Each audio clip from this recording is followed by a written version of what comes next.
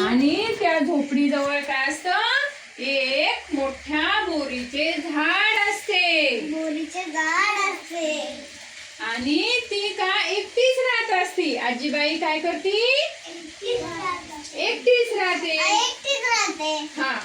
आणि एके दिवशी काय होतं, ते बोरीचे झाड मोठे होऊन त्याला खूप बोर येतात. आणि ते बोर पिकले की रात्री काय करतो, कोल्होबा येतो. आणि आजी रात्री झोपलेली असते. कशी झोपते आजी, फुल झोपते.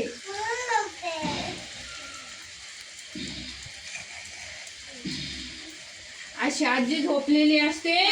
आणि रात्री कोल्हा येतो, आजीचे सगळे बोर खाऊन जातो.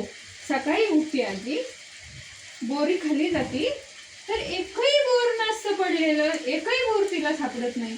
मग तिला असं वाटतं, कोण येतंय आपल्या बोरी खाली, रोज बोर खाऊन जाते, तिला वेळच नसतो लागत. मग ती एका दिवशी काय राहते, जागीच राहती. आणि तिला समजतं की आता कोठं आलाय. कोल्याला म्हणते, थांबा, येते काठी घेऊन येते. आणि नंतर कोल्याला म्हणते,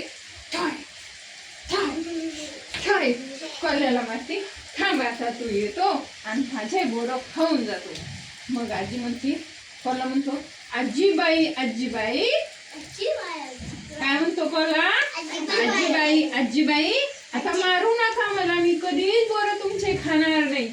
मग आजीबाई म्हणते, थांब थांब कोल्होबा, बोर पिकली, नको नको आजीबाई, माझी खोडच मोडली.